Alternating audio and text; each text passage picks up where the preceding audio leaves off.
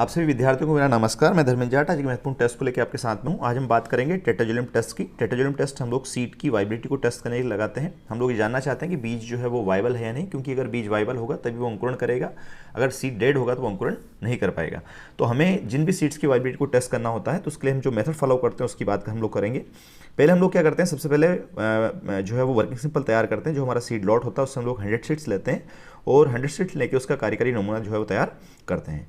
नमूना लेने के बाद हम लोग उसकी कंडीशनिंग करते हैं। कंडीशनिंग क्या होती है कि हम लोग सीड को सीड टेस्टिंग के लिए अनुकूल बनाने के लिए उसको जो प्रोसेस अपनाते हैं उसको हम लोग कंडीशनिंग कहते हैं। इसके लिए हम लोग क्या करते हैं, बीज को पानी के अंदर भिगोते हैं जिससे कि हम लोग बीज का सेक्शन ले पाएँ या जो डाइकोट सीड्स हैं उनमें सीड के कोट को हम लोग रिमूव कर पाएँ। तो उसके लिए हम लोग सीड की कंडीशनिंग करते हैं। आफ्टर कंडीशनिंग हम लोग सीड को प्रिपेयर करते हैं सीड टेस्टिंग के लिए। इसमें जैसे मोनोकोट सीड्स अगर लेते हैं तो हम लोग उसका एलएस लेते हैं और डाइकोट सीड्स जो रहते हैं उनके अंदर हम लोग सीड के कोट को हटाते हैं। तो वो एक तरीके से सीड की प्रिपरेशन होती है टेस्टिंग के लिए। आफ्टर प्रिपरेशन हम लोग क्या करते हैं कि हमारा जो टेस्ट बेस्ड है वो टेट्राजोलियम सॉल्यूशन पर बेस्ड है। तो हम लोग क्या जो हमारे जो सीड्स रहते हैं उन सीड्स को टेट्राजोलियम सॉल्यूशन से स्टेनिंग करते हैं। इसके लिए हम लोग सीड को 0.5% या 1% सॉल्यूशन के अंदर जो है वो डिप कर देते हैं। तो वो हमारा स्टेनिंग वाला पार्ट रहता है। आगे रिक्वायरमेंट फॉर स्टेनिंग, हम लोग जब स्टेनिंग करते हैं तो हम लोग को ये ध्यान रखना होता है कि सीड्स को अंधेरे के अंदर रखना होता है। साथ ही इसके लिए हम लोगों को क्या करना है कि 30 डिग्री सेंटीग्रेड टेम्परेचर मेंटेन करना है। तो उसके लिए हम लोग इंक्यूबेटर का सहारा भी जो है वो ले सकते हैं। तो ये हम लोग लाइट और टेम्परेचर का यहाँ पर स्टेनिंग के बाद में ध्यान जो है वो रखते हैं। आफ्टर ये स्टेनिंग करने के बाद हम लोग 4 से 6 घंटे तक उसको रखते हैं। 4 से 6 घंटे बाद उसका मूल्यांकन करते हैं। मूल्यांकन में हम लोग देखते हैं कि बीज के अंदर जो है वो एम्ब्रियो वाला पोर्शन या बीज का जो भ्रूण वाला भाग है वो रंगीन हुआ है नहीं, क्योंकि आगे हम लोग प्रिंसिपल के ऊपर बात करेंगे तो आपको समझ में आएगा कि किस तरीके से रंगीन होने पर हम लोग उसको जिंदा मानते हैं या वाइबल मानते हैं, और जिसमें स्टेनिंग नहीं होती उसको हम लोग डेड सीड मानते हैं। और आफ्टर एवोल्यूशन हम लोग उसका रिजल्ट जो है तैयार करते हैं। जितने सीड हम लोग लेते हैं उनमें से जितने सीड्स वाइबल हैं, जितने स्टेनिंग हुई है उनको हम लोग वाइबल मानेंगे, जितने सीड्स में स्टेनिंग नहीं हुई उसको हम लोग नॉन वाइबल या डेड सीड जो है वो मानेंगे। इस तरीके से हम लोग उसका रिजल्ट जो है वो तैयार करते हैं। इस टेस्ट का प्रिंसिपल क्या उसको बहुत अच्छे से समझिएगा कि बहुत महत्वपूर्ण जो है वो इसका प्रिंसिपल ही है कि कैसे हम लोग पता लगा लेते हैं या होता क्या है कि जिससे कि हम लोग को पता चल जाए कि सीड वाइबल है या नहीं। अब हम बात करेंगे इस टेस्ट के प्रिंसिपल की। इसको बहुत अच्छे तरीके से समझिएगा बच्चों कि ये हमारा जो टेस्ट है वो बेस्ड किस पर है। तो ये हमारा टेस्ट जो है वो बीजों के अंदर चलने वाली श्वसन क्रिया पर आधारित है। होता क्या है, बीजों के अंदर श्वसन क्रिया के दौरान एक एंजाइम होता है जिसको हम लोग डिहाइड्रोजन एंजाइम कहते हैं। वो डिहाइड्रोजन एंजाइम जो हम अभी इस टेस्ट के अंदर सॉल्यूशन यूज़ करेंगे या करते हैं टेट्राजोलियम सॉल्यूशन, उससे ये डिहाइड्रोजन एंजाइम क्या करता है, रिएक्ट करता है, अभिक्रिया करता है। और उसकी अभिक्रिया के आधार पर ही हम लोग ये पता लगाते हैं कि बीज जो है वो वाइबल है या नहीं। तो हम जानेंगे कि कैसे हमारा ये टेस्ट जो है वो लगता है। तो हम देखते हैं कि हम इस टेस्ट के लिए जो सॉल्यूशन यूज़ करते हैं वो कलरलेस सॉल्यूशन है। इसका पूरा नाम 2,3,5 ट्राइफ्लाइन टेट्राजोलियम क्लोराइड है।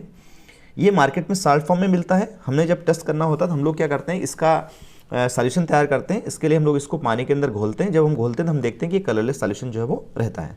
इस कलरलेस सॉल्यूशन में जिन भी बीजों की हमें वाइबिलिटी को टेस्ट करना होता है तो उन बीजों को इस कलरलेस सॉल्यूशन के अंदर हम क्या करते हैं, भिगो देते हैं। वो भिगो नहीं देते हैं, हम इसको डुबो देते हैं, डिप कर देते हैं।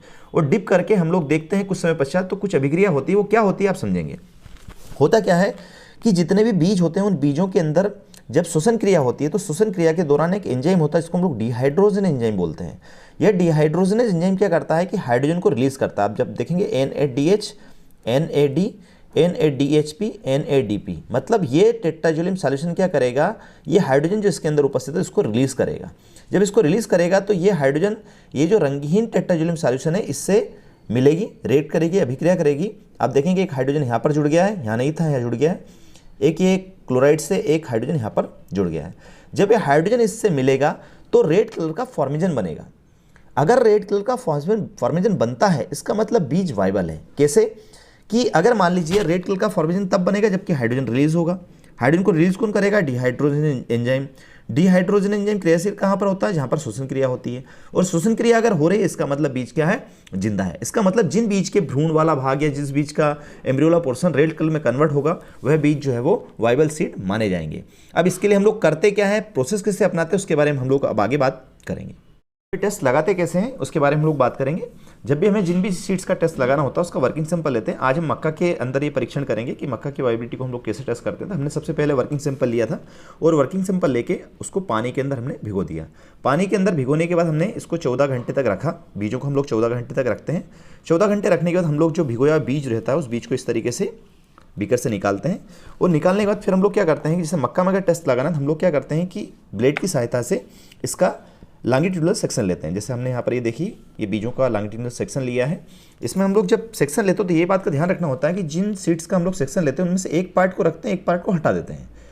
हमने ये सेक्शन ले लिया।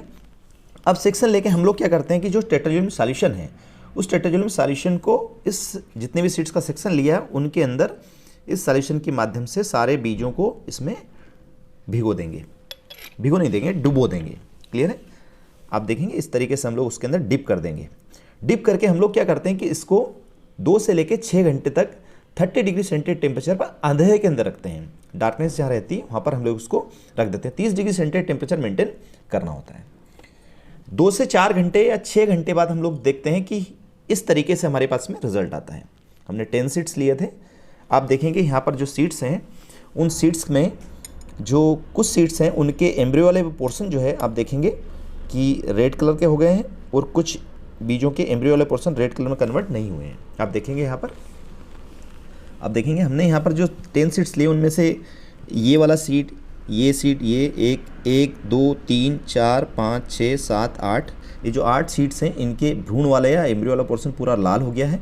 और आप देखेंगे एक ये सीड है, एक ये सीड है और एक ये सीड है, इनके एम्ब्रियो वाला पोर्शन लाल नहीं हुआ है। आप देखेंगे यहाँ पर ये ऊपर की तरफ एंडोस्पर्म है और नीचे की तरफ एम्ब्रियो है। बाकी 8 सीड्स के एम्ब्रियो वाले पोर्शन रेड कलर के हो गए हैं, बाकी 2 सीड्स के एम्ब्रियो वाले पोर्शन रेड कलर के नहीं हुए हैं। अब आपको प्रिंसिपल हम पहले बात कर चुके हैं। प्रिंसिपल क्या था कि हमने जब इन बीजों को इस टेट्राजोनियम सॉल्यूशन के अंदर डाला तो जो सीड वाइबल थे उनमें डिहाइड्रोजन एंजाइम क्रियाशील था, उसने हाइड्रोजन को रिलीज किया तो टेट्राजोनियम से उसने हाइड्रोजन ने अभिक्रिया की और अभिक्रिया कर रेड कलर का फॉर्मेजन जो है वो बना दिया। रेड कलर का फॉर्मेजन जिन बीजों के अंदर बनाए सारे के सारे बीज वाइबल हैं। जिन बीजों के अंदर रेड कलर का फॉर्मेशन नहीं बना इसका मतलब यहाँ पर अभिक्रिया नहीं हुई और ये सारे सीड्स जो है वो डेड हैं। इस तरीके से हम लोग इस परीक्षण के माध्यम से बीज की वाइबिलिटी का पता लगाते हैं।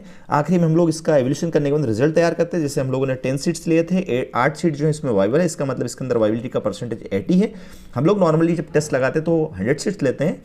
टेस्ट के दौरान हमें ध्यान रखना होता है कि सीड्स को अंधेरे के अंदर रखते हैं, 30 डिग्री सेंटीग्रेड टेम्परेचर मेंटेन करते हैं और सॉल्यूशन जो हम लोग नॉर्मली रखते हैं वो इस सॉल्यूशन को जब भी रखते हैं हम लोग तो कलर्ड बॉटल के अंदर रखते हैं, क्योंकि ये लाइट से रेड कर जाता है।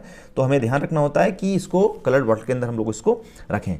इस तरीके से इस परीक्षण के माध्यम से हम लोग बीजों की वाइबिलिटी का पता 24 आवर के अंदर 24 घंटे के अंदर लगा सकते हैं, लगा लेते हैं। इसलिए इस टेस्ट को हम लोग रैपिड टेस्ट के नाम से भी जो है वो जानते हैं। हमें भरोसा है कि आप सभी विद्यार्थियों के टेस्ट जो है वो ये जानकारी अच्छी लगी होगी। आप सभी विद्यार्थियों को बहुत बहुत धन्यवाद।